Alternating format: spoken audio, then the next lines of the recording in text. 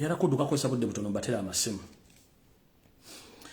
kati bwembera ne mbagamba nti eggwanga li mu katabaga kabyanfuna mulowooza nsaaga kale kavudde kwanjula katandise kansubenti ba MPs batuuse bwembera ne mbagamba nti eggwanga li mu katabaga kabyanfuna mulowooza nsaaga we twogerera mu mpulirize bulungi nnyo tuba tukyali kugwandiga kusamba tuba tukyali kugwandiga kulinnya nnyumba ate ebizibu ne bijja muyinza okulooza nti mmwe abali mu bizinesi bo muyina ebizibu wabula n'abaali banoonya emirimu gy'ebyobufuzi okufuna ensimbi nabo ge bakaaba ge bakomba bebaluwa nabagamba all politicians in Uganda are job seekers zipodaba n'ebyobufuzi mu Uganda banoonyi ba mirimu so tebakolerera ggwanga basajja battu ne bakazi battu aba batukiikirira mu parliament mu bitundu by'enjawulo bagenda ku machane bakera ne besimbawo ne bafuna obululu nga ba MP ne bayingira ekiyumbe kye kyababbi we twogerera ebizibu biri mu parliament mujja bitegeera tugenze mu maaso munnange nno kanka bateme okuva mu mwezi ogw'omunaana omwaka oguwedde member parliament abasinga obungi tebannafuna kye tuyita allowance oba ensako yaabwe nkabateme namwanduki yatema abasika oba bafamire allowance yerwa member parliament bano bafuna essente nyingi nnyo bozigattagatta ne zijja muzizi batera okuwogera naye bazitematemamu ebitundu kibayita allowance kwe kuba nti omuntu bamugerageranya okusinziira distance gyokiikirira kino kyobeeramu nga mugattagatta kuno okubeerako sitting allowance fuel insurance n'ebirala byonna naye njala bategeeza okuva mu mwezi ogw'omunaana omwaka oguwedde bamemba parliament basinga obungi ensako yaabwe eyallowance tebagifunanga ge bakomba ge baka nzize mbagamba bukyanga omwaka guno gutandika mujja kulaka memba parliament nga mu tebakyayogera basirise era n'omusala gwennyini ennaku zino bakufuna mu bitundu mujja kiwulira kyagula baga mujja kiwulira so allowance kuva mu gw'omunaana tebamufunanga bonna eyo point esooka ewedde kino kyaviirako nti parliament bamemba parliament bona basinga obungi baali balina insurance mwaye muntu olina okubeera ne life insurance company M gye bayita IML insurance company yatuukibwa n'okuggalibwawo nga ensimbi zeyina okukozesa okubanga etambuza emirimu gy'ababaka parliament okubatalawo life insurance nga sente zibuze company eno neggalawo nga n'ensimbi z'abamemba parliament ezimu mweziri eno company neggalawo okuba nti parliament ekyasobola kufacilitatinga sente zino kuziwa insurance company gye bayita IML insurance company neggalawo bino tojja bisankweni TV tojja bisankweni BS simanyi BBS simanyi buno simanyi omuntu simanyi TV togenda bisange kuba tebajja bikuwa okujja nga ofunye member parliament omukwano gwo n'abikunnyonnyola eyo point number 2 tugeza ku point number 3 bamemba ba parliament abasinga obungi we twogerera essaawa zino n'omusala gwe bafuna gwasalika member parliament afuna sente bazitematema mu buwunjuwunju okutuuka mu kuzibagasima bukadde 3 tebaziba zonna lumu bazibawa mu portion naye ng'omusaala omutuufu gwe bagaa nti bafuna salary zibeera $6,12,000 zirinda abagenda gagattako bugasi ne zaccumulating ne zifuuka ziri kati guno omusaala ogwa $6,12,000 otogerera essaawa zino essente zino bazifuna obudde nga buyiseeko okutuuka ku akaunti zaabwe ate nno nga tukyali ku olwo sente zino bazisaze okuva ku $6,12,000 ne zituuka ku $5,57,000 olw'ensonga nti ensimbi zeekubya parliament MP tebakyasobola kusasula bakozi bano sente zirwawo okujja ekizibu kiri ki era kiva ludda wa mujjukira nabagamba nti ekizibu kya Uganda bali abantu aba kuliko yo seriti bahabura utabasira mutano wa Karekezi Janet Kembabazi Salimu Sare Muhozi Kanyarugaba Amama Mbabazi Samo Kutesa bijja bitya bino ompulirize bulungi nnyo bana abasajja bade bafuna $6,12,000 ng'omusaala kati bw'ogattako ziri sitting allowance fuel medical biki byonna byonna ne zijja ne zirupinga $3 million+ naye nomo sale ziri milioni 10 na milioni 6.12 kati nazo bazisaze ziri milioni 5 mu mitwalo 57 ali nazo zigira kukamasonga zigalya mmese nazo zirwawo n'okujja ebiseera bino. Kino kivudde ku ki? Kivudde ku kintu kyenfunyo bategeeza nti nanyini kisawo vuga Salimu Sale tali mu bitabo bituufu n'omukyala Mama Sadolini n'abatulege Anita Amongi. Anita Amongi alina ddiiro ezimu ze yagaana okukola okuwa Salimu Sale zitya. Nabagamba nti Salimu Sale ye yalonda IGG Betty Olive Namisango Kamya era nga kiwojjolo ki official mbadde tumukimanyi. Era Salimu Sale yalonda omwami gwe bayita Ramadhan Gobi okumuteeka mu Bank of Uganda Minister of Finance nabanga ya controlling sente. Entabwe valuddawa mupulirize. Ono Gobi alinga gati ba mu office mu Bank of Uganda Minister of Finance asiba wa Salimu Sale ngamwa instructions obe biragiro engeri gye bagenda okumpanya mu sente no zibba. Kati kavudde kwanjula katandise mupulirize bulungi nnyo. Waliwo kye tuyita supplementary budget. Supplementary budget yebera ennyongereza nga ensimbi ze bali batadde mu mbalirira y'omwaka guli ziweddewo naye ng'ate byetaagisa byetaaga ensimbi bateekayo okusaba nga baagala ensimbi endala. Kati waliwo ekiri mu parliament nga nabaga nti esereza NSSF akasirivu kamu mu obuwumbi 9 yo serezi yajja mu National Security Fund tebazoogerako nendowooza naleko nerutamaguzi ng'azoogerako somewhere omanyi bye tebagala biyitewo. Kati waliwo ekirala kimutayagala kumanya kijala mu manyolo emutegeere nti eggwanga liri bubi nnyo. Wetwogerera essaawa zino supplementary budget gye batadde mu parliament gye batannayogerako na mawulire eri 3 trillion Ugandan shillings yo seri gyayagala 3 trillion Ugandan shillings yo seri gyayagala ngenda gibamenyeramu wano mugiwulire bulungi nnyo mulira akavuyo akali mu parliament engeri gizitambulamu baani abazirimu mugenda kutekwata opapula n'ekkalaamu mbannyonnyole.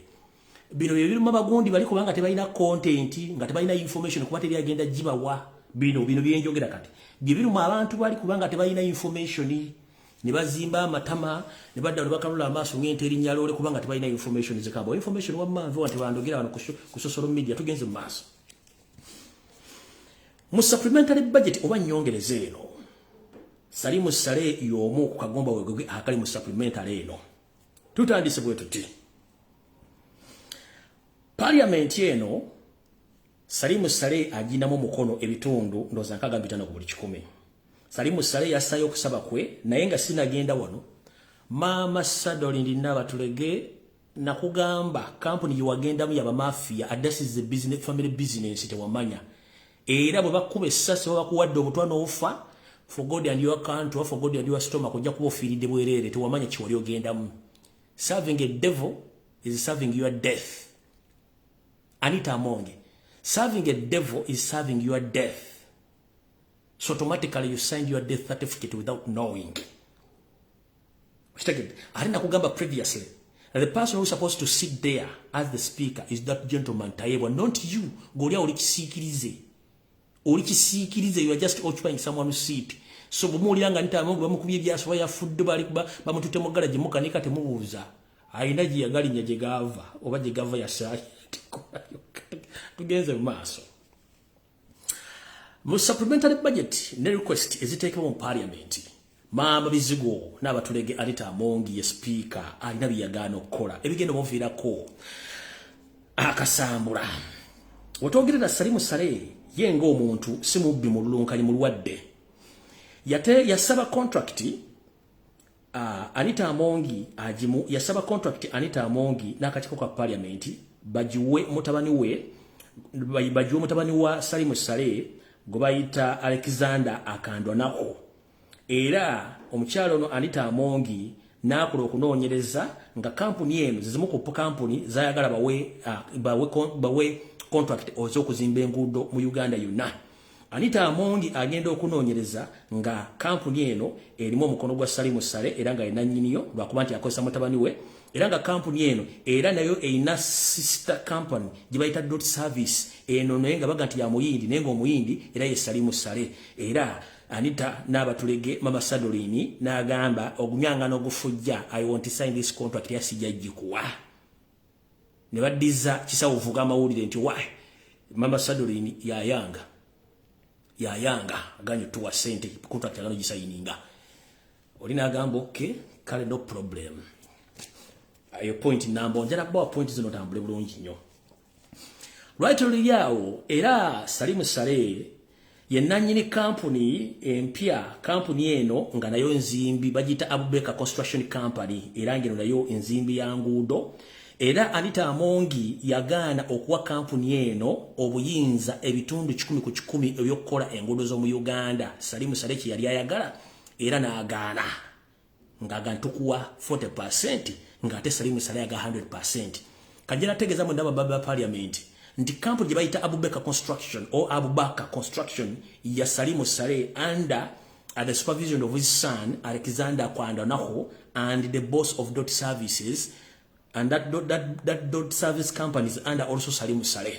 Kati Dot Service neno Abubeka company mama Sadoli naba tulege nagamba neno njiganyi sijja kwa contract neguja bagira tugenze maso ku point number 3. Era parliament ero kenyini ngekulembero Anita Namungi yagano kuwa Salimu Sale ensimbi obuwumbi 5 okuva mu kitavo kya National Social Security Fund nga Salimu Sale kanda naho kisawo vuga yateka yo kusaba kwe nagamba Anita Namungi n'abatulegene parliament njayagala obuwumbi 5 okuva mu kitavo ky'abakozi kya National Social Security Fund agule kasoli kubalimi mbu abayambe ebibimba byabwe obutafirwa nsimbi zabe mu bintu balima azikozesenga food security okugula emmere kasoli nebijanjala okuva mu balimi n'abatulege namugamba atina yanga mbwemi nganyi yagamba sijja zikuwa kati oli omubbi omukulu official yeseti bahabula sabatemu yatwala 1.9 trillion Ugandan shillings. Kati ono akanda nako Salimu Sale kisawo vuga na nyini byenda ye nagamba ayagala parliament emugireyo obuwumbi 500 billion Ugandan shillings azikozese mu kugula kasoli n'ebijanjalo ngabigula ku balimi balime kufiirwa bintu byabwe yabitunde mu katale wabayagadde jukira company eri busega walinga ku MKM eyekole ngano jibaita simanyo bayazamo bayani Mandela ye chigudu Mandela Salimu Sale mwobe nabaita kulwe masaka baita kulwe mitera nga mugenda kuno bypass muyingira nambole wa eyo company je mulaba osimanye kuba nga ne kasoli eyo company ya Salimu Sale kati zezino company ze ezimukuzo kati tugenda maso garuka cyali mbaga mugenda kulya bulungi nnyo kati nasaba bilioni 5 agule mmere ebijanjalo nga abigula mbalimi nga food security oba food reservatory nga azigula ku mbalimi balime kufiirwa Anita Namungi namugamba tojja zifuna tojja kulya amuga tojja kulya officially Salimu Sale nazimba nagamba okalya kadadda sente jazireta amutegedde bulungi tukyakulukuta bulungi nnyo kati point eno bemu 2 tugenza ku point number 5 mu supplementary budget eno eya trillion 3 yose linga sabatemo era lukwata senior na nyini toilet etambula ya orderlinga parliament najigamba nti ye ayagala ensimbi ezisuka mu bukadde mu buwumbi ulira obubbi obuli wano ku supplementary budget ya trillion 3 gye basaba parliament giyise Salimu Sale yengo omuntu ayagala ko sente ezigenda okuyamba company gye bayita Atyaka Sugar Factory eno nga yagambibwa okuba nti mwanyina go bayita Amina omusomali nenga company eno yaggalibwawo dda nenga buli budget ya Uganda esomwa muwera mu sente ez'okuwa omukyano go bayita Amina era eddukanya company gye bayita Atyaka Sugar Factory omukyano n'omusomali bayita Amina buli mwaka mu budget ya Uganda afula mu sente okudukanya factory nenga factory yaggalibwawo ngekyagigazawo lyali kubo kuyita mu kufuna nsimbi zano zibakozesa mirimu byabwe kyovula nti bagula nnyo ammunitions mwebuunya budget y'amagye yokka okusasula abasirikale tesobola kufacilitatinga gula ammunitions sente zigula ammunitions n'amataka bazijja luddawa zezino sente ziyita mu classified money ne supplementary budget kati kampuni eno eya Atyaka Sugar Factory ya Salimu Sale eno buli mwaka mu budget ya Uganda badde efuna sente nga bagamba nti bagiyamba nengeri mmanyaga mukyalo gwe bayita Amina mwanyina wa Salimu Sale omukyalo Musumali n'ekikwomisa nekweno ku 3 trillion supplementary budget gye bateekayo omukyalo ono agenda kufunako sente naye ng'ate weewuunye factory yaggalibwawo dda sente mekazi agenda okufuna Yoseri ne Salimu Sale balagira parliament nti eno Atyaka Sugar Factory ya Salimu Sale under her sister oba gotuyita step sister Amina nga eino okufunako biliyoni 2.78 ziyambe okweza engulu Atyaka Sugar Factory ekuli omukyala Amina step sister wa Salimu Sale omukyalo mu Somali kalo kakabadize mu luzungu Yoweri Museveni and his brother Salimu Sale ordered the parliament to give her sister-in-law, oh no, sorry, it's not her sister-in-law,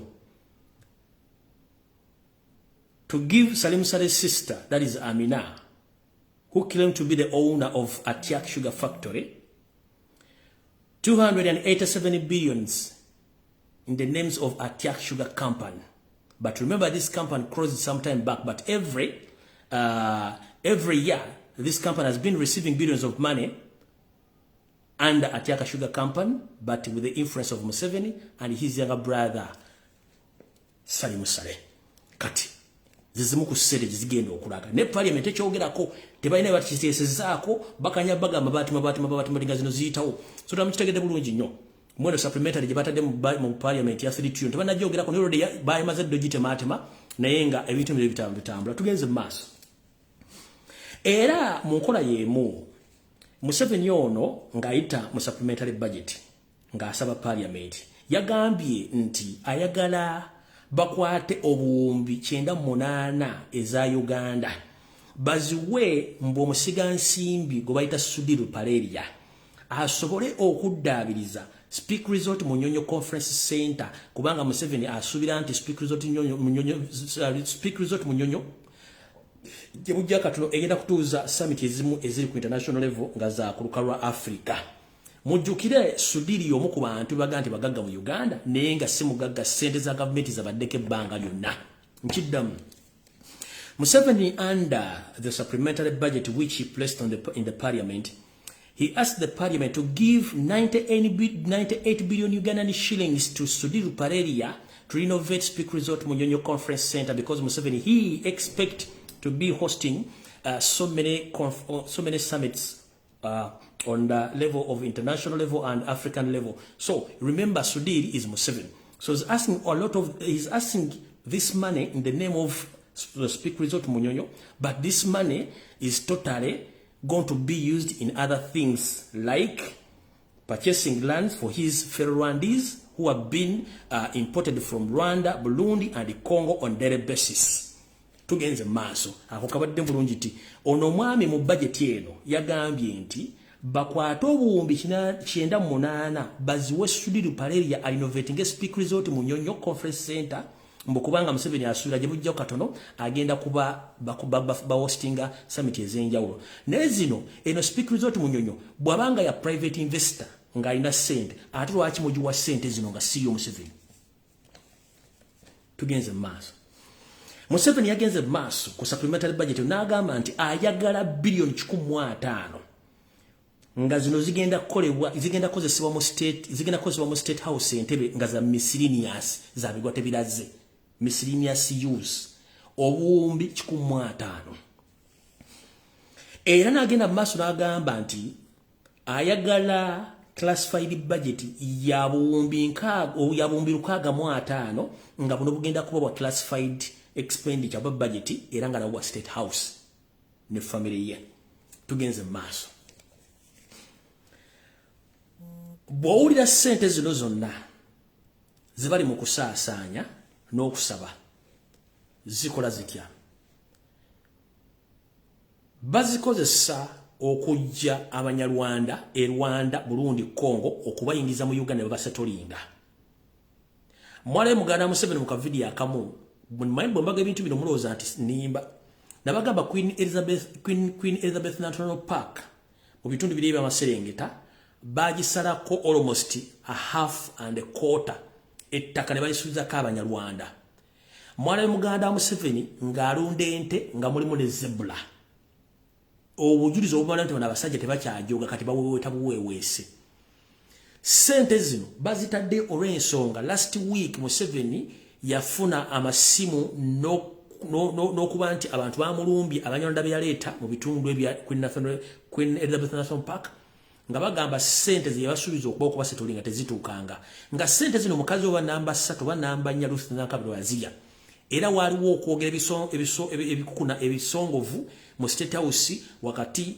wa wakati w'omukyalo oyo omukyalo Ruth Nankabirwa ne Museveni mukama wa bawe nga mugamba sente waziteekawa abanyarwanda tebafunanga sente kuba bategeeza Museveni ndi sente tuzira bankezo ezokutusetolinga so ne bavawo obinyonyo Ruth Nankabirwa kati bale kwa kuteeka budget eno nga baagala kukola ki kuba nti bafuna sente esobola okusetolinga abanyarwanda sente endala zino bazikozesa okuwa capital aba Eritrea okuwa capital aba Ethiopia okuwa capital aba Somalia ezisigaddewo ne bazikozesa okugenda okusengula abantu ku mataka nga tebabasasudde ezisigaddewo ne bazikozesa okugula ebyokulwanyisa ebigenda okufacilitating olutalo Congo olwa M23 nsomutegedde bulungi nnyo tugenze mu maaso kati wano wenda bagambidde nti njala mutagingire wasanya kalo Charles Peter Mayiga Salonga Mulengejja kitalo nnyo kuba nti tulina abantu abalina omululu mu ggwanga nga tebafa ku buki bantu abategeka ensi nga balina okubeera njala kubikira bannayuganda mwenna n'abaganda nti kitalo nnyo ddala entuyo z'abajjajjaffe abategeka eggwanga Uganda ne Buganda zifudde togge njala babikira mwenna bannayuganda nti ekibira kye bayita Botanical Garden oba Botanical Forest Entebbe kyo okufa kyafudde n'okuziika ndowooza kunaatera okubanga kuggwa kubanga tekulina musika agenda kubeerako abamanyi botanic eno fenno abantu ababeerangamu nga tukola mu Rivers Party n'okulambula Botanical Garden eno yatandikibwa mu 1920 nkiddamu Botanical Garden eno yatandikibwa obwakabaka bwa Buganda mu mwaka gwa 1920 ng'ekigendwa ekyateesa Botanical Garden oba Botanical Forest eno kwe kwali okusimbamu n'okukuumiramu emiti kye tuyita species egy'enjawulo egivaamu eddagala erisobola okuwonya ebirwadde eby'enjawulo ku mutendera gwa herbal research medicine era botanical abeddemu emiti eby'ekika eky'enjawulo nga n'egimu ku lukalu Africa gibadde tegiriiko ne ku lukalu lw'ensi yonna ebyo tuyita botanical naye Yoseri ekibira kino yakyeddiza n'akiwa abasajja abanyarwanda kibaatemamu poloti ne bakizimbamu enju abatasobodde kuzimbamu poloti bazitunze era wetwogerera ekibira kino kyonna banatero kimalawo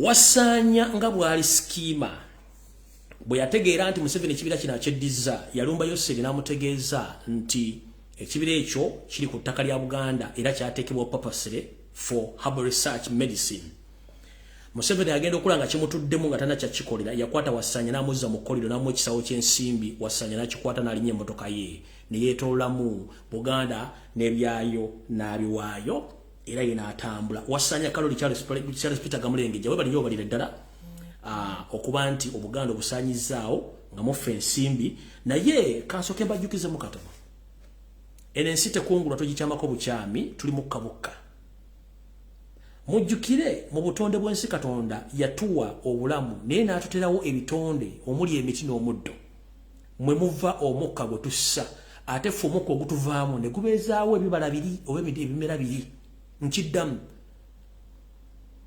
omuddo n'emiti mwe muva oxygen kati ffe betumala okulya ne tubwegira ne tuvaamu carbon oxide omukka omukyamu ate omukka ogwo mukyamu negulibwa oba neguterekebwa emiti ne omuddo ate gyo nigisobola okugimuka okutwongera tefutuwa oxygen kibera tuwe emiti gituwa oxygen ne omuddo ne tussa bulungi nnyo fe bwe tulya ne tuweegera ne tutandika okukuba empewo gye tussa oba empewo yeneva mu motoka biki byonna mafuta ate emiti gino giddamu ne gigikonsuminga gyo kuba gyagala carbon dioxide ne gisobola okuba nga ate gyo gitufuna oxygen bulungi nnyo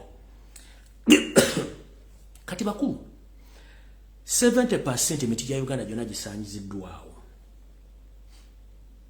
musuubira empewo ennungi egenda kuvaawa ensi zonna Arab countries zirwana kuteeka muddo gwa kiragala na miti okubeeza okulwanyisa eddungu n'okufuna empewo eriyagaza n'okubanga basobola okubaka ekiro nga tebataddeko essi naye mmwe emiti gye mwasangawo gye mutaasimba mugisaanyizaawo ennyanja Nalubaale mugisimbyemu ebimuli mugisaanyizaawo mutaddemu buli kika kya kemiko kyonna okugisaanyaawo musuubidde zino embaata zammwe za aneti ze muzaala zigenda kubeera mu nsi ki omanyi abantu abalowooza nti baasomanye ebiseera ebibabeera basiru bw'obanga abasajja bataasoma mu 1920 baasobola okuteekawo ekibira botanico n'ebibira Katonda bye yatondawo nga mabira n'ebirala nga budongo ebibira ebyali ku Masaka Road ku Mityana Road mu Bende wagwa ng'enkuba bw'etonnya okeera ku makya. In fact mu Uganda zagenda ng'okuwera ssaawa 6 ez'ekiro ng'empewo yonna esiibye etambula emaze okkondyusingibwa ekulingiddwa dawuni Sulwe ng'agudde Sulwe yalwa Sulwe lwe luzizi olutonya ku muddo wakati wa ssaawa 5 ku 6 nga bugenda okukyenkeera kiba kitegeeza nti mu butonde emiti giri bwe gimala okussa oxygen gikwatirira obukyafu bwonna oba busiibye nga tubukozesa mu mmotoka ffe abantu enfuufu biki ebbugu ne bulikuŋŋaanya wamu ne buleeta ne bufuula ne bukolamu nti empewo ne banga ekiriningiddwa bulungi nnyo ne banga efuuse mazzi ag'amazzi golaba ku muddo ku makya kye tuyita conducive weather mugumula amazzi agabeera ku muddo ku makya Katonda yakikola automatically nti ffe tuba twebase nga tumaze okukola effujjo lyaffe mutambuze emmotoka muvuza amafuta mulidde mwebase musanyu kati emiti bwe ziyingira ssaawa 3:45 nga batu mwebase gyo ne gitandika okuŋŋaanya buli kasasiyo yenna ali mu space ne gimuleeta ne gimufuula ekyo kye mulaba ku makya y'ensonga lwaki abaddugavu tetwalwalanga kubanga Katonda yali akikoze automatically kati zino embuzi za neti abataasoma nenga bawuza baasoma emiti bagisaanyizaawo empewo ennungi ogenda gijjawo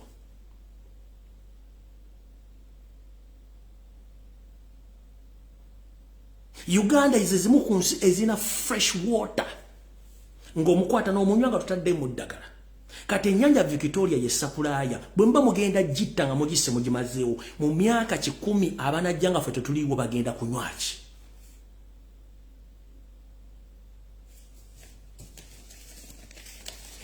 kale njagadde bategeeza nti butyo botanical beach garden or botanical forest or botanical gardens bwetyo bagisaanyizaawo bagiwadde abanyarwanda okuzimbamu amayumba n'okugitema emiti gyonna naye nga atajjukira eno yali nteekateeka abajjajjaffe gye baatandika mu 1920 nga bagikozenga ennimiro ey'okuteekamu emiti egikolebwako okunoonyerezebwa okufuna eddagala erisobola okubeezaawo abantu mu nkola yonna kale ndowooza sigenda babiisa olunaku lwadde lwammwe njala kuta amasimu tugende mu maaso ne programu sigazizaayo eddakiika 5 gokka amasimu nga tadde naye nga nta amasimu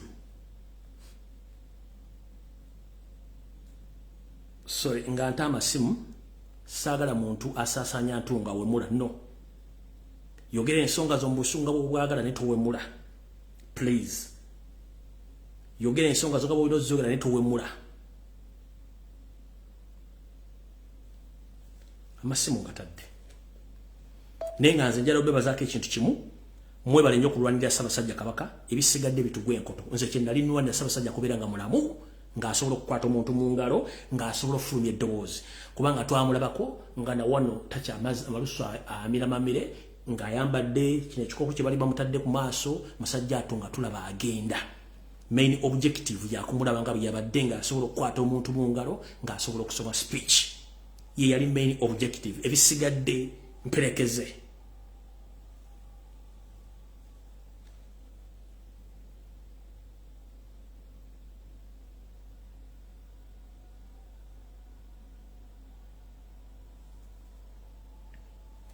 Hello.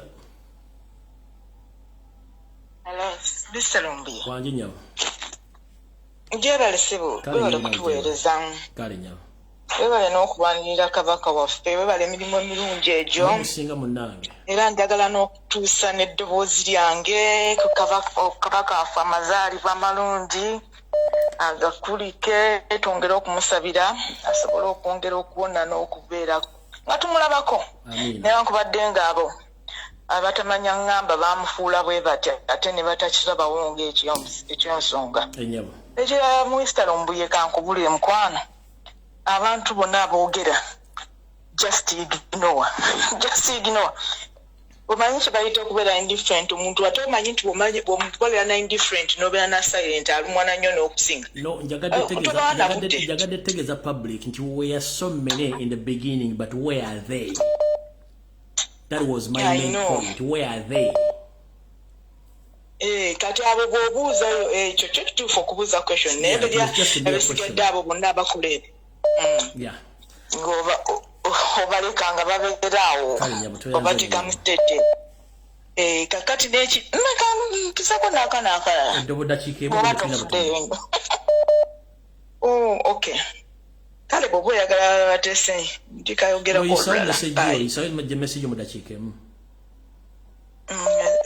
ekintu kyobadde oyogerako ekyo ekintu kyobadde oyogerako ekya environment n'okwonoona ebyo ebintu byaffe abantu basinga kyebeerabidde nti no bagenda ne tuli mu kuwalulirawa ebiri wakati wabulidde abo baminisita bali mu kwogera ku insurance biki ebyo ne beerabira nti n'ekigambo insurance health insurance buli omu okubeera mandatory nga n'ebiri kuli okumpi ebyandikufudde health tosobola kubifaako then mbasira bakyo kyoliko kubanga osooka kufa ku bino environment then ebirala ne byoka bijja ne bifollowing anyway naye webale nnyo webali eddala okuweereza kale nyawo mukama akumi beera bulo. Hello. Hello. Jake simu oba okubye simu jako TV. Hello.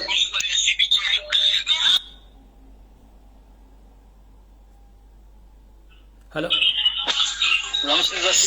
Kale sabona ujira kasaba. Kale sabona. Kale tuweza teacher. Banansi bannange asasoka teacher okuyisa bakalamu kano. Naku z'omwezi nga 8 omwezi ogwokutaano banansi bannange tusitukiremu ffenna.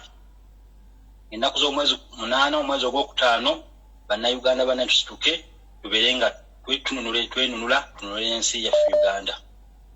Teachers nja kwebaza ekintu kino oba kwendi kwoli ensi kuwulira webale nnyo era tusiimira ddala singa teryali ddoboozi lyo Ssaabasajja Kabaka abasajja baali basazeewo bamuzikize naye gwe ne His Excellency yagula Sentiment Global President w'ensi yaffe Uganda mwateekawo eddoboozi abasajja Kabaka waffe kwe kulaba abantu kyamulabako essaawa eno naye nga singa simwali mmwe abasajja baali bamaze era tusobola okusabira Ssaabasajja Kabaka Mukama ayongere omukuuma emyaka bufukunya. Bannayuganda bannange omulabe waffe Museveni tusituke ng'ennaku z'omwezi 8 omwezi ogwokutaano omwaka guno gwennyini twagala obukadde atisita obukadde nga 10 owa bannayuganda ku nguudo. Bannayuganda bannange muli diaspora neetegefu okuteekawo ssente okugula amazzi okugula emmere okugula buli kimu ekyetaagisa nga tukolaganya nakyemalira nga tuli ku nguudo. Neyanziza teacher. Hello. Kulamusiza Mr. Lumbuye. Kale naye sanso kuulizaako nnyo. Amazaalibwa Ssaabasajja Kabaka webale gatuukako. Nsooka okwebaza omukulu Fred Lumbuye omugongo gwo gwebale maama wo aba yafaaye bakemiremu. Amina. Taata wo bwe yaba yafa Katonda amusaasire ebyabasobako byonna Mukama abasonyiwe. Amina nyabo. Okoze omulimu munene nnyo singa sigwe webale eggumira bivumo. Singa wali kumpi buli muntu oyo akwogerera singa ofa miggo naye Mukama akuwa obulamu n'obuwangaazi kubanga twandibadde tetulaba ku Ssaabasajja bw'atyo gwewavaayo n'okuba enduulu ez'amaanyi n'okkiriza ebivumo n'okkirizibwa okukolebwa buli kibi kyonna naye n'olemerako ge maaso ago lyeddembe eryo lye tulinawo naye era towummuza kuba bano abasajja nsaano bw'eba ekyali mu ngalo eba buwunga bw'ogiwa ku mazzi esaanuuka tosirisa tozikiza bano abasajja nkiddamu nti nsaano basobola okusanyusa leero enkya ne bakola ebirala olwo sigenda kwogera bingi kuba nsirise okulaba ku mutanda naye nga amaanyi gonna ne bannayuganda mwenna buli afuddeyo yenna omanyi twabadde n'enjuyi bbiri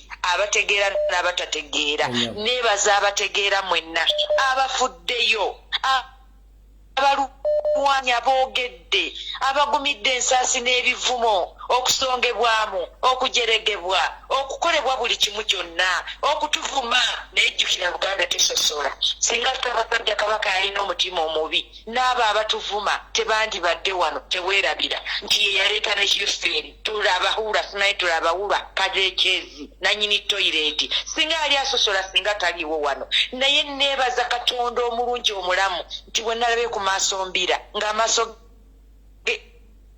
gazmusa n'ensaba essaala ennene eri Fred Lumbuye n'ensabira abamuzaala n'eŋŋanda zo n'olunyirirwo n'omutubago ne gy'ova yonna n'omukulu w'ekikamoova bannange tubeebaza mpumbi engalo nze Omumbejja Nakimbugwe mubeere bulungi. Kikyawabala okuweereza kale nyabo nawe bale kubeerako Muna ensima omulimu gwokola nsookera ddala okwebaza omulimu gw'olwanye ku Kabaka yaddeko omubi omweru kalekaleko tulabako bw'omugenzi akira omulema webala okulwana omulimu ogwo Kabaka singa siggwe tica singa Kabaka taliiwo ekyamazima singa siggwe mwannyinaze singa ate Kabaka taliiwo kati nze eriyo omuntu omulala nnumya omutwe era oyo juzi nali ngenda kuba live lwakuba bano batukolera bantwala stupidi mu kisiibo kino oyo ayitawa agenda n'ayasamba ebimwa ayitawa oyo annumya omutwe mu butuufu tica ayitawa oyo era bw'aba kwali kuno ku vidiyo yeegendereze kubanga nja omuyisaamu eggaali ayitawo akuwalampa buli vidiyo yo akuwalampa buli vidiyo gy'okola akuwalampa mulaba mbeerayo ku Facebook mulaba daani yeetegereze yeegenderezemu ebyo ebimu ebimulinga eddebe enkadde oyo ayitawa ngenda kudda ku kano ka Mayiga yeegendereze byakola okuleka Kabaka okumanya Mayiga takyalina buyinza ku gundi ku bulamu bwa Kabaka okumuleka najja n'atambula najja buno bugundi buno okujja okufukamira wali bumubuuza bumukwata mu ngalo abakazi bamukunamidde abaana abato abalala beebuuza ani oyo bannaye bamulabisizza naye nsaba ebintu ebikyamu ennyo bidireka Mayiga ako olumba olwo luwera oyo iseibika endala yakasana omusoga yakoba naye ticya webala okuweereza nkwagala nnyo mwannyinaze akuuma atakumira mpeera kale nyawo naye Mukama kunkomere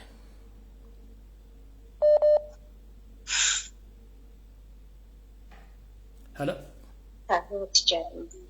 wangi nyawo Mukama wange gyebaleko otusima empeerezaayo bannaye mwebale kusabira Ssaabasajja era mwongerere ddala bannayuganda bannange mbeebaza mwebale Saala n'emirimu gye mukoze okubeera nga tulabako kale Ssaabasajja bw'atyo naye twongeremu Saala twongeremu n'ebiro n'egundi n'okubeera nga tufaayo okulwanirira Obuganda bannaye n'ekirala waliwo posti eziri mu kutambula nga mu gw'omunaana nga munaana ogwokutaano simanyi ticha tubadde twagala otutangaazeemu ebintu ebyo biririyo twongere okubiteekamu amaanyi okubeera nga oba kwekalakaasa oba kubeera nga tukola ki tusobole okubeera kubanga tebiri mu kutambula bulungi neyanziza nnyo ticha Ssaabasajja wange.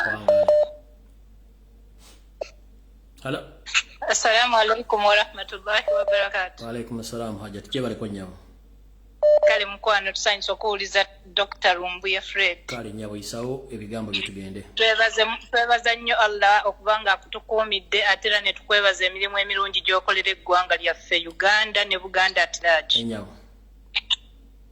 Twebaza Katonda asobodde okutuddiza amaaso moogi n'amutulaga ng'akyaliko akanyirira akasaamusaamu era kale alhamdulillah. Ne twebaza ne President Kyagulanyi okubeera ng'ayimirira wamu n'abasiraamu n'abantu baffe bonna abali mu bulumi olw'abantu baabwe okubeera nga babuzibwawo buli lukya. Kyenjagala okwogerako kye kino kye wayogeddeko nti emivumba engoye ez'emivumba zigenda kuteekebwamu chemicals abantu babeere nga tebakyasobola kuzeeyambisa.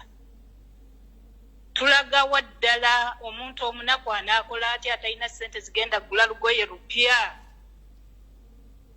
atalina mulimu mu ggwanga. Buli lukya ndaba bamasheeki ndaba abapasita ndaba abantu ssekinoomu abayamba ne balumba abantu ebusogeeyo abatalina nakambalwa ne balumba abantu ekyenjojo abatalina nakambalwa. Abantu basondere tugende egindi tuyambeko kati we banajjawo emivumba abantu bagenda kukozesa ki abatalina ssente gavumenti eno.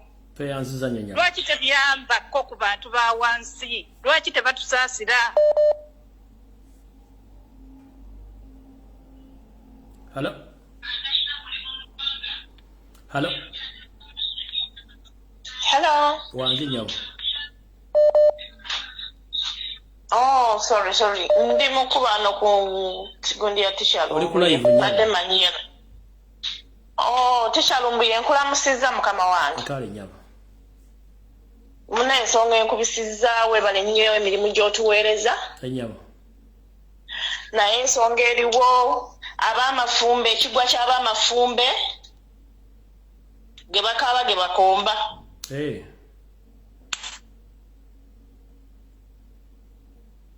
Bakigula oba bakola batya Katonda y'amanyi. Ge tukaaba ge tukomba ab'amafumbe. Ebaka ge tukaaba ge tukomba. Ebaka mbosiro naye batunzeeyo. Batunzeeyo mukama wange. Kale kati kyogenda okukola kiriwo ekiti okuŋŋaanya information agamba baliyo bakuwe evidiyo zonna ozimpe wano ku Sunday nzije. Kale mukama wange ngenda zikuŋŋaanya mukama wange. Nanga akunkuumire mukama waffe webale tuweereza Tisha tukwagala nnyo. Kale naye mukama akunkuumire. Amiina. Hello.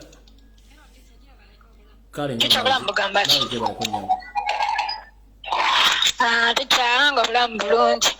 Tenina ekirowoozo kyange Ticha nkunga bannayuganda butasigalayo nga munaana mwenna muveeyo buli omu ensonda n'ensonda disitulikiti buli omu ayimuke tweggyeko ekiziina kya Museveni. Pozi ekirala kye ŋŋamba nti oba oli ng'awulira ddala mayiga mukooye nkunga bannayuganda abaganda mugendeeko n'asidi mu Emisinde banaye mutuyiire ku kabakowani ku mayiga tumuyire asidi. Oba Kabaka ayogedde batayogedde kuba kati era tulinako ku ssanyu nti kuba twawuliddekoko olwaleero twawuliddekoko naye yeetaaga mayiga muyiira asidi kuba Kabaka yamugobadde Mmengo tukayiira asidi katuviire. Tweyanziza nyabo. Kale Ticha. Bye. Hello.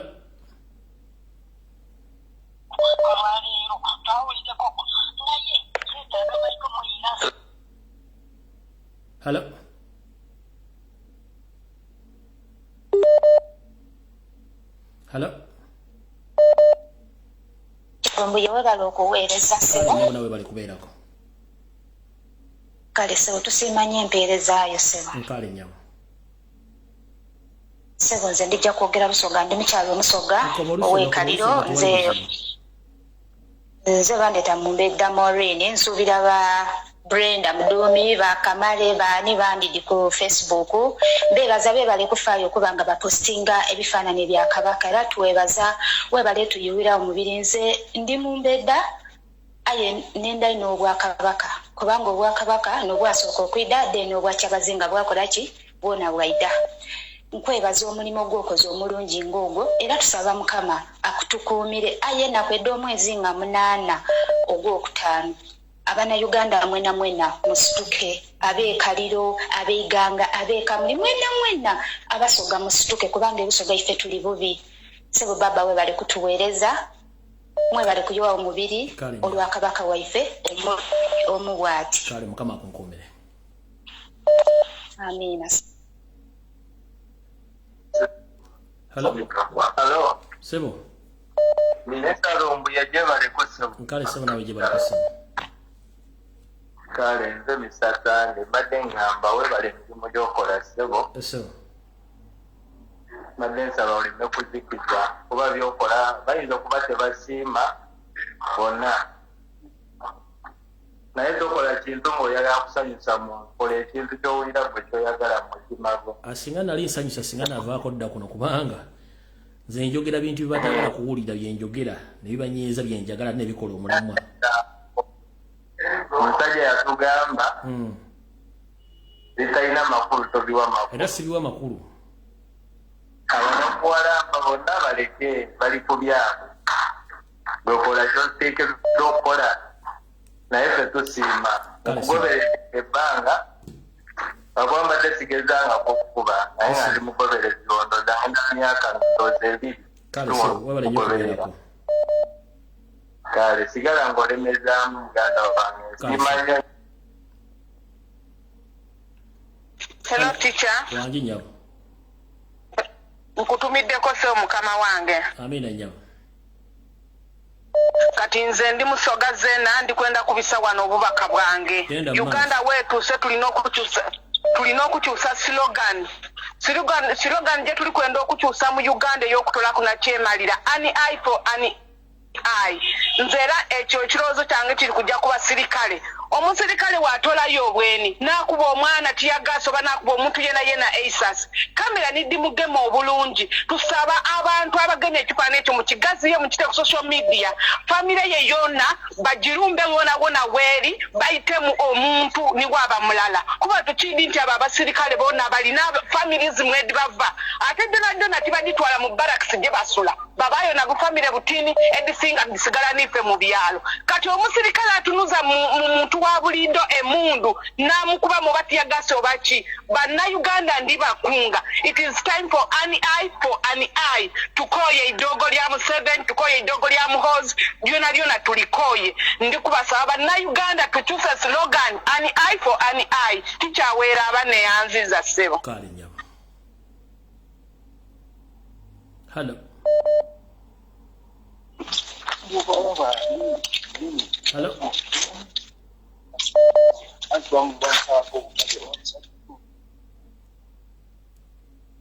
Hello. Kwa msiza Mukama wange. Kale sebo nawe jebale ko sebo.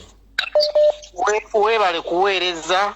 Kale sebo nawe bale kuweereza. Ku nsonga ya Kabaka sirina kye ngenda kwongerako abantu bonna beebaziza sirina njawulo gye ngenda kwebaza. Sebo. Amanya nkozesa Madways. Sebo. Nkunga Munnayuganda yonna wooli. Poliisi yavuddeyo n'etutiisatiisa. Naye ate poliisi weebale n'okutambuza obubaka bwaffe kuba abangi babadde tebannabutegeera. Eno y'essaawa. President yatugamba nti woweewulirawo ejjinja nga atandise nawe tutandikira wooli.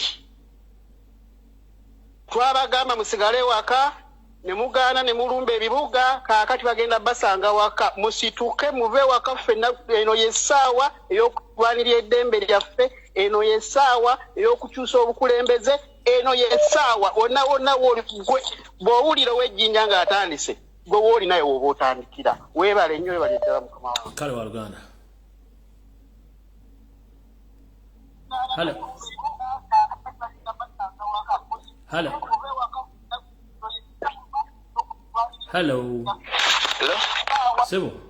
Jebale Sebo. Kale sebo nawe jebale ko sebo. Yes. Omukulu Lumbuye nakola musyamagana ngagamba kyokwe. Nja mwana ogamba ki? Ni kulungi ojebale omulimo. Of course nyine kuba nibagambira olw'omukolo remi hati.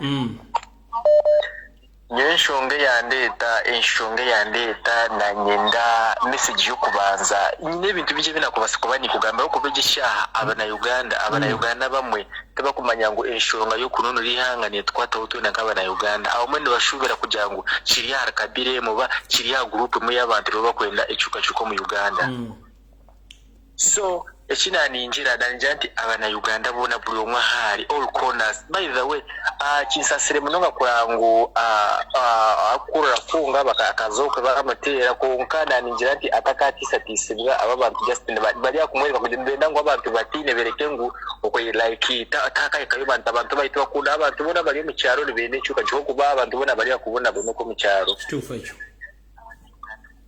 Mbwenu na nyowe na ninjira nti mukama wito warukurira kunga atakajiro kutina kone. In fact ya ninjira nti yamara kugiramwa amani aine kuba nagaruka buri party yona iri mu western aine kuba nakajyo kona karambura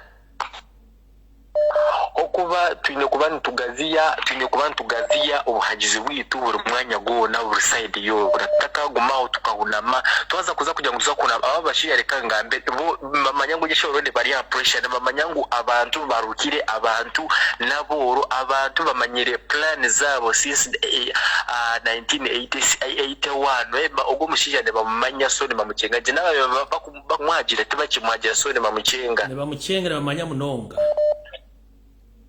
ne bamanya ngo mushije ogwe first of all takundi hangari takunda bana Uganda kugira ngo nabo bakayagara babankomusi babanka nkezine sezi tukuriye bazikuyagara abanasi bakuyaga omusezi kurakurine omunasi by the omunasi most of the time natakora na munonga na yanakora umuntu munaro 9 limit 9 time yakora honche ushaka ko mu week nakora mwena kunkina aza kumura konka wasanga nk'umunasi omuna Uganda ni wari onabona no mu Uganda haza abagwira bari mu bari unibeyaga romusi sasa mononge cyo shit konka tukumya abo kugira ngo ito witukane bone bamanyangu ito turi yes washe bone mangu ntubahagira konko mitima kitu kubahagira abasiza bakatutamana turukubi. Okay ngo fundikira sebo. Mbwene kindi nani kugambira kandi ati nani ngenda nabantu bakasese abantu beyunganza ngabo biro mulumiro nyumuruhekerere mulowe abantu bekasese sayano nganzere babwira omulumyo yu first of all Abraham omusinga wetu omusinga ne yo babemo boha babimubita abantu betu abantu babirola nganza abantu bekasese mukibiye mukahuna omulumyo yu ni mulume mubi ne group iwe yo sini balume babiso ngabasaba abantu bekasese boju tukabayisengereza ya mukore mobilization ushe yumukimenye ngo esaheno ni mubiri wetu ngabantu abane Uganda bakoza busebali yituka basaba mukole mobilization tulangera ngo omulumyo yu tukamutu akaluma cyubuke tuko omulumyo yu akitubonebonesha nabicukuru batu bakisabona bona nabana bitu bakisabona bona so tukabasaba abantu bekasesa omumyenye yisibuli omundu shahari kasesa abantu befota abantu bekarambi abantu bekinyamaseko cyo tukabasaba bojo twabayisengereza ya mufangirere chibina pate ya NUP yitambule yose tukabasaba mweze kuti mulangera ngo achihucha tachiri chamahinduka nicunga basaba kuti abantu bakasanga basaba bose era mukuru Lumbuye tuko kusima kuchibu erangera ngo emeke yo maunza uno kwa social media unamulwa na chihucha uche Uganda tuko kusima kuchibu mazemu. Amina toyanza nyesewa kale sebo siba asula bulungi bandi nyanza zanyo neyanzi kale sebo. Alright, kale mwena abantu bwakabaka bwa businga bwa Renzululu abampulikire mwena bakabala mchako mbagala nnyo mwena abampulikire mwena mbagala nnyo abantu bero Renzululu kaspenti muri bulungi mwena tuli mu kintu kyekimu ate era mukimanyi nti ensi fenna etwaza kyekimu. Sigaiza idachika mmeka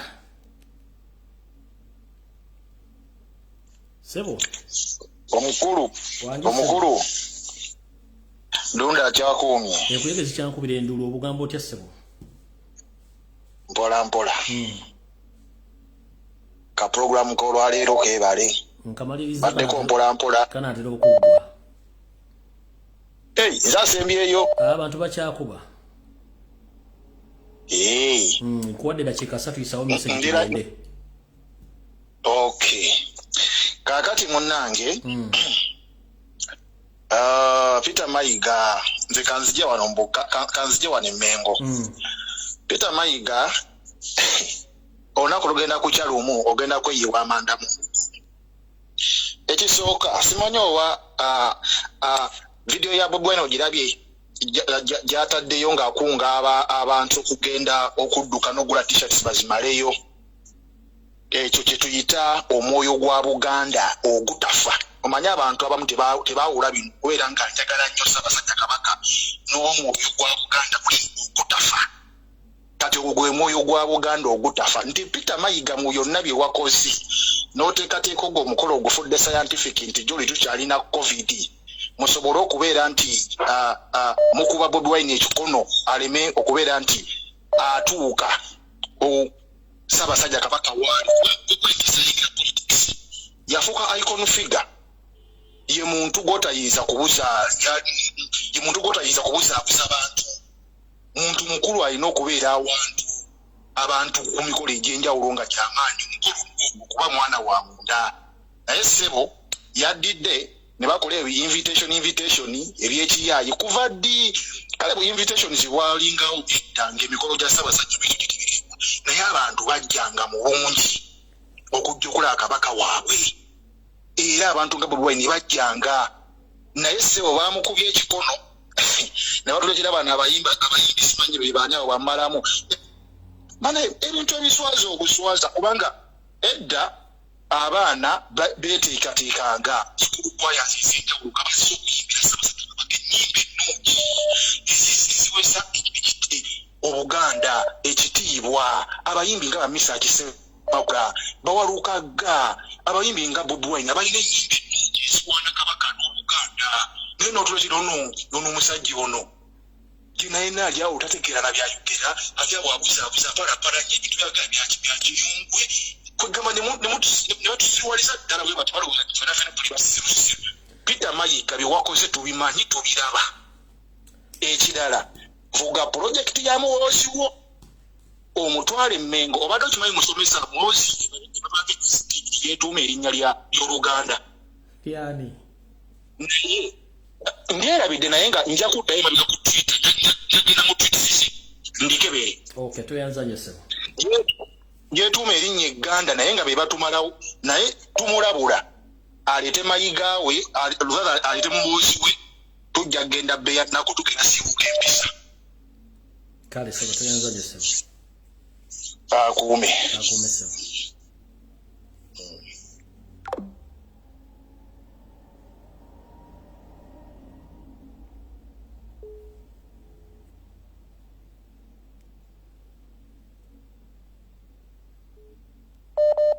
Hello. Chamkwano naye azza okunkuberako. Kale naye yongeza eddoboozi olina ttona. Okay. Ticha nina chenjagalo yisaawo njagala ino information yange egende ku bantu ba Western Region. Eka kigambe no mu Lunyankole. Kigambe mu Lunyankole bagambe mu Lunyankole. Abantu bambara. Mwegendesereze omukyala alikwetwa Julian Kabagambe ogwo omukyala wambara alikwetwa Julian Kabagambe abantu ba Western mwena mwegendesereze niwe yabira lyo mu rukwe rw'okuteeza Honorable Chairman Nyanzi niwabira lyo mu rukwe rw'okumuteeza kumusya extent y'okumutera akahika point ejo yaro so abantu bambara abantu batoro mwena Mumanyango omuntu alimu n'abateekamu akaviyo kalimu n'atamu n'omukyala kwetwa Julian Kabagambe. Ate bamwesere n'izina ly'Ekiganda kugira ngu bazumise ngu n'Abaganda nabo balimu ne bakola ebyo ebintu kandi obwo ali omukazi w'Omunyankole.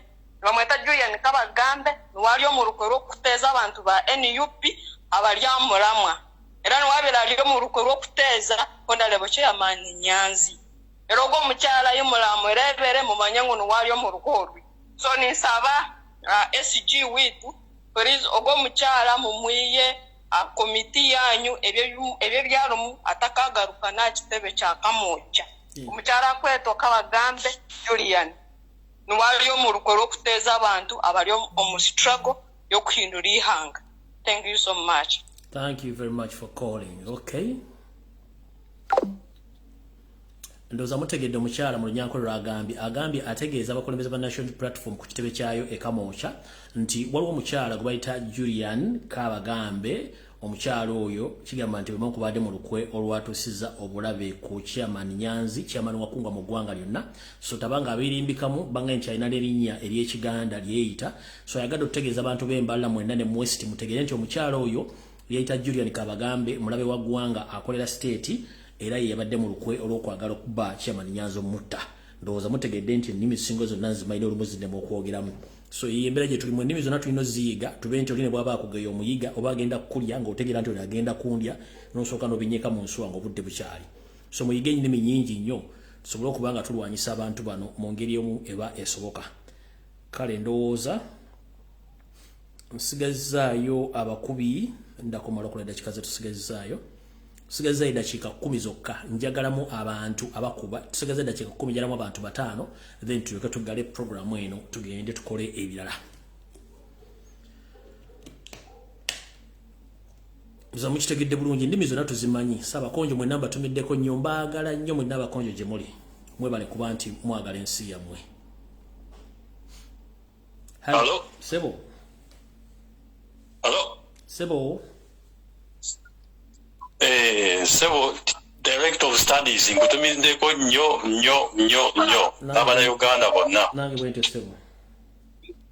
Ekisooka ngenda kubeera mu respectful ntwala obudde omulango ogusooka njagala kweyunga ku bana Uganda bonna abakwikiriza mu ndowoozaayo ekyo representing okwebaza mwebale kuyimirawo ng'omuntu omu nolemera ku mazima n'ofuna challenges n'ofuna abakuvuma mu kutegeera oba si mu kutegeera naye nolemera ku mulamwa gw'oliko okulaba ndi Kabaka tumutukikisa tumulabako najjako mu public era ng'ayogera webale nnyo webale eddala ekyokubiri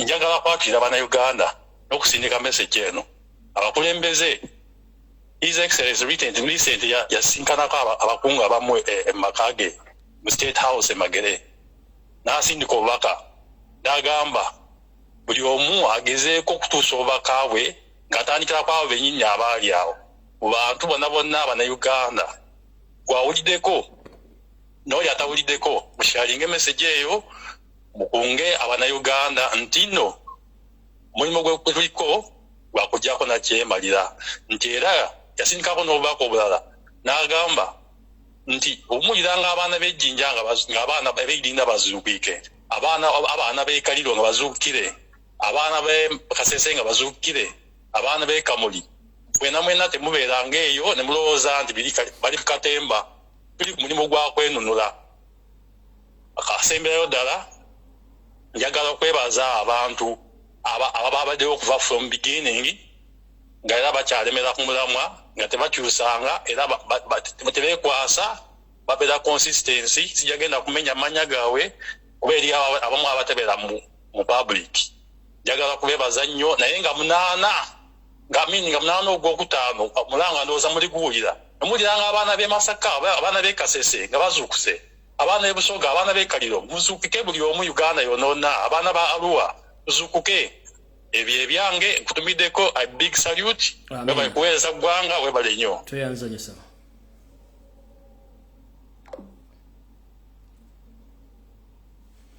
alright nga nfundikira njira bategeeza ekigawo kye mutamanyi okusinzira ku sources ez'enjawulo ekintu mu 7 ne gavumenti kye basinga okutya kye bayita demonstration kino bakisasulira ssente nnyingi nnyo mu nkwezenge ziri mu NUP obutamobilizing abantu ku demonstrating. Njagala kuba wakkulu yakyo. Yo said ne watuuze enkwezenge ziri mu NUP azigamba ki make sure you control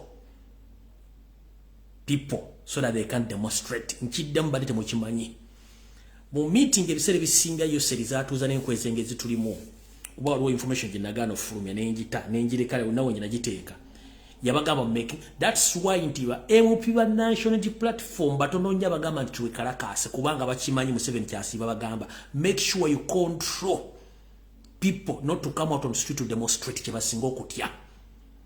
Kati mwenna abagamba abantu okukola kyokwekunganya okukola kyokwekalakasa tukikole n'amaanyi nabagamba revolution teyeetaagisa bakulembeza bamu byabyanswa ffe tulina okyekolera ffenna.